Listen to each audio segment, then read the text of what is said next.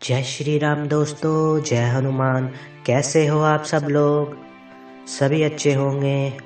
आशा करता हूँ कि आप सभी अच्छे होंगे, खुश होंगे और स्वस्थ होंगे। तो स्वागत है आज फिर से आपका आपके इस YouTube चैनल पर। आज मैं वीडियो लेकर आया हूँ आपको जानकारी देने के लिए कि जो पूजा पाठ आप कर रहे हैं उसमें यदि आप कुछ गलतियाँ कर रहे हो तो आपकी जो पूजा पाठ व्यस्त है।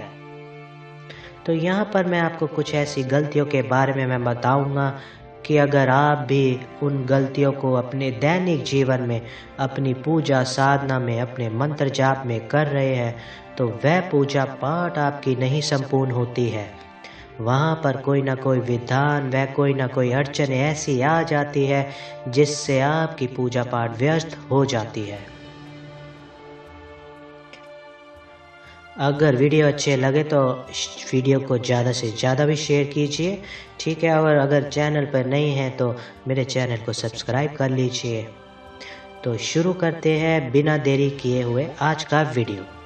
देखिए, जब भी आप पूजा पाठ करते हैं या कोई मंत्र जप करते हैं, सबसे पहला विधान होता है कि आप मंत्र जाप जो कर रहे हैं वह माला से कर रहे हैं। आप किसी भी माला से जाप कर रहे हैं, रुद्राक्षी माला से कर रहे हैं, चंदन की माला से कर रहे हैं या तुलसी की माला से कर रहे हैं, किसी भी माला से आप कर रहे हैं मंत्र जाप, तो आप अपने मंत्र जाप की ऊर्जा को सुरक्षित कैसे रखेंगे? जैसे आप देवी देवताओं का पूजा पाठ करते हैं, इसी प्रकार से आपको अपनी माला का भी पूजन करना होता है। आप हफ्ते में कम से कम, ज़्यादा नहीं तो एक बार तो अपनी माला का पूजन किया करें। जैसे कि माला का पूजन कैसे होता है, जैसे आप देवी देवताओं को सम्मान कराते हैं, उनको श्रृंगार करते हैं, इसी प्रकार से माला का भी विधान होता है। तो माला को आप हफ्ते में एक बार, किसी भी सोमवार के दिन या शनिवार के दिन, कोई भी दिन आप उस चुन सकते हैं, उस दिन आप अपनी माला का पूजन कर सकते हैं, ठीक है। आप पंच अमृत से स्नान कराइए।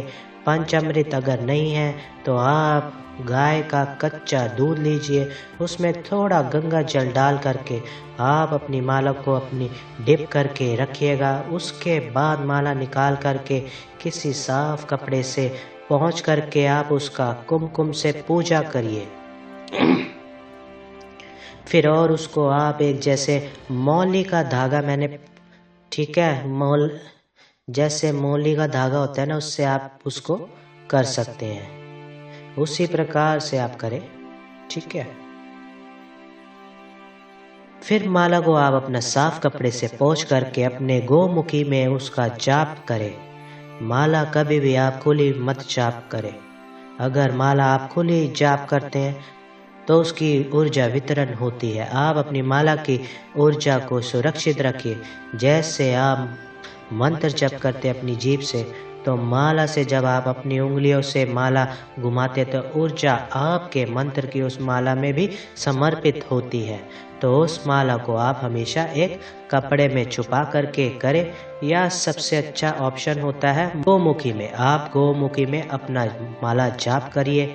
दूसरा, जब भी आप माला जाप करते हैं, बहुत से बच्चे क्या करते हैं, माला को कहीं भी किसी भी जगह टांग देते हैं, ठीक है, कील से टांग देते हैं। ऐसा बिल्कुल नहीं करना है। आपको अपनी माला को सही जगह रखना है। आप अपनी माला का एक स्थान बना लीजिए अपने पूजा घर में, और वहीं पर आप अपनी माला को रखें। अगली चीज़, जैसे आप माला जप करते हैं तो माला जप करने के पश्चात आप तुरंत उठ जाते हैं, तो आपको तुरंत उठना नहीं है। आपको माला जप करने के बाद कुछ समय आपको, जैसे आपने 11 माला की, 21 माला की, कोई भी मंत्र जाप किया है, तो आप उस माला को ख़त्म होने के बाद, आपकी माला का पूजा पाठ ख़त्म हो गया, उसके बाद आप उसी मंत्र को 11-21 बार बोलकर अपनी माला पर फूंक मारें। उससे आपकी ऊर्जा जो है कन्वर्ट होती है, तो वो ऊर्जा आपको भी मिल रही है, आपकी माला पर भी समर्पित हो रही है। तो कई बार बच्चे कहते हैं ना कि माला पूछा देती है, माला पूछा देती है। तो उसी प्रकार से जब आपकी माला में ऊर्जा जाती है तो माला पूछा देती है। जैसे आप मंत्र जाप करते हैं तुरंत उठ जाते हैं, तो आपको उठना नहीं है। आपको मंत्र जाप के तत्काल, आपको मंत्र खत्म करने के बाद, पूजा के तुरंत बाद आपको वॉशरूम नहीं जाना होता है। अगर आप वॉशरूम जाते हैं तुरंत ही, तो आपकी जो मंत्र जाप की जो ऊर्जा है वह व्यर्थ चली गई है। तो मंत्र जाप खत्म करने के बाद कुछ देर आप अपने इष्ट का ध्यान करें, उनको अपने आग्रह चक्र पर विराजमान करें, उनको वहां केंद्रित करके आप उनको निहारें। ठीक है, उनसे बातचीत कीजिए। वार्तालाप करते समय आप उनसे अच्छे अच्छे अनुभव प्राप्त कर सकते हैं। आप जैसे मंत्र जाप करते समय डायरेक्ट जमीन पर बैठ जाते हैं, तो जमीन पर नहीं बैठना है। जो आप जाप कर रहे हैं वो ऊर्जा आपके आसन में भी जाती है। तो हमेशा मंत्र जाप के दौरान आप आसन का इस्तेमाल करें। ठीक है, तो कई बच्चों को मैंने ऐसा देखा है कि जो आसन बिछा करके उसको पैर से, जैसे अगर वो टेढ़ा मेढ़ा बिछा है तो उसको पैर से सीधा करते हैं। तो ये गलती आपको नहीं करनी है। आप आसन को अपने हाथों से सुरक्षित स्थान पर रखें। मंत्र जब खत्म होने के बाद अपने आसन को आप प्रणाम करके आप उसको माथे से लगा करके कई साफ जगह पर रखें। अपने मंदिर में ही एक स्थान बना लें। ठीक है, दूसरा, पूजा पाठ वाले बच्चे जो भी सिद्धि साधना मार्ग में बढ़ रहे हैं, वह अपने मुख से कभी भी किसी को गलत शब्द ना बोले। गाली गलौज नहीं करना है। आपको बीड़ी, सिगरेट, तंबाकू, गुटखा और नॉन वेज आदि का प्रयोग नहीं करना होता है। अगर आप ऐसा करते हैं तो देवी देवता इससे रुष्ट होते हैं, क्योंकि कोई भी देवी देवता ये नहीं चाहता है कि आप किसी निर्जीव की हत्या करके उसका भक्षण करें, और ना ही देवी देवता इस चीज़ की बलि मांगते हैं।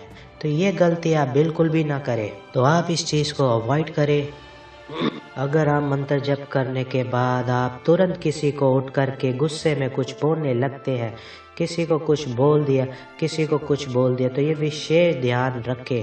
मंत्र जप करने के दौरान तुरंत उठने के बाद आप किसी को अपने मुख से कोई गलत विचार ना बोले, ना किसी के लिए आप अपने मन में गलत विचारधारणा लेकर आए। अक्सर लोगों का जो मन जो है भटकता है ना, वो गलत विचार धारणाओं के कारण भटकता है।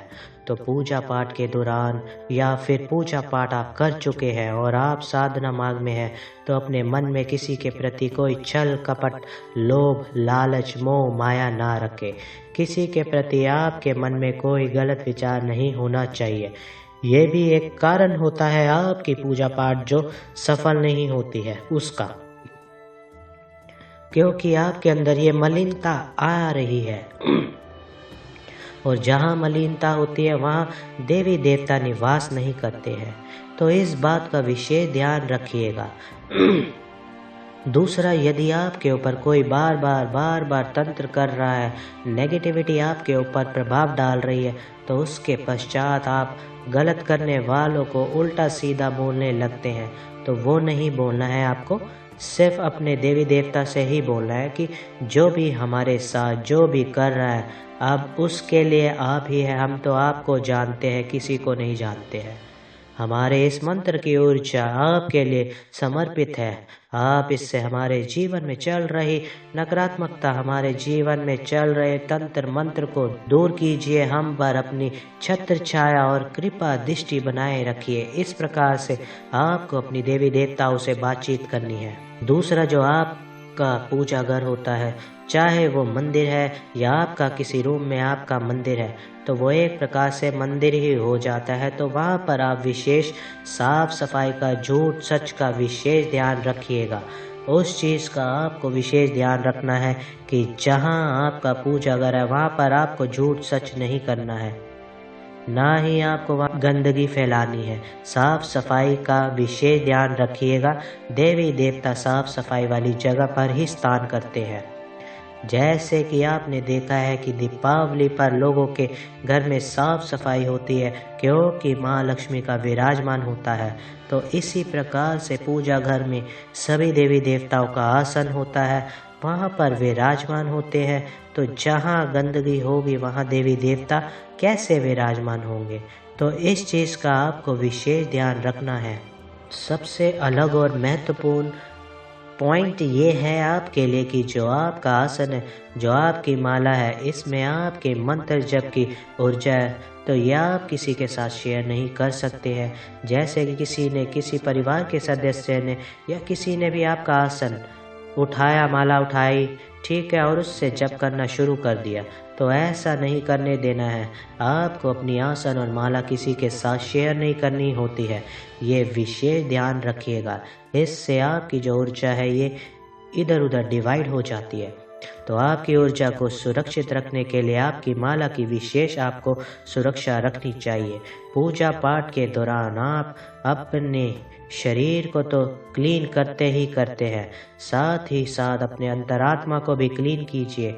अंतरात्मा कैसे क्लीन होती है वो आप सभी जानते हैं। अंतरात्मा को स्पष्ट रखना सबसे महत्वपूर्ण पॉइंट होता है कि अगर आपकी अंतरात्मा स्पष्ट है तो आप नाम जब एक बार कर ले वो भी वहाँ तक पहुँचता है, लेकिन मन में किसी प्रकार का छल या कपट चल रहा है तो आपकी जो पूजा पाठ है सब व्यर्थ है।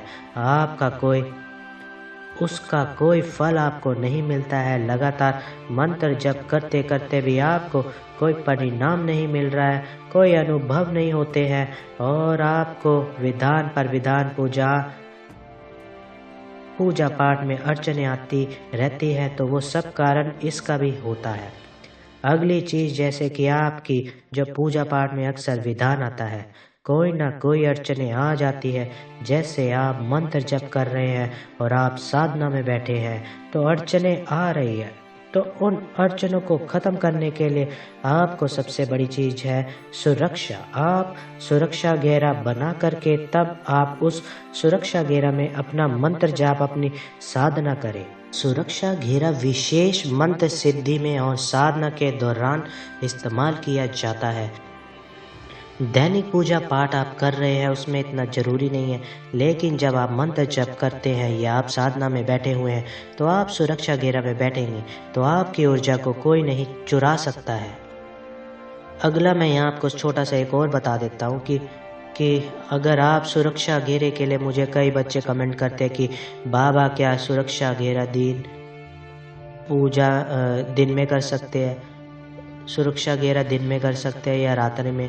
तो जब आप रात्रि के समय कोई हवन कर रहे हैं या कोई साधना में बैठे हैं या कोई मंत्र सिद्ध करने बैठे हैं तो आपको सुरक्षा घेरा लगाना अनिवार्य है। अन्यथा आप दैनिक जीवन में जो अपनी सुबह की पूजा कर रहे हैं उसमें आपको सुरक्षा घेरा की आवश्यकता नहीं पड़ती है।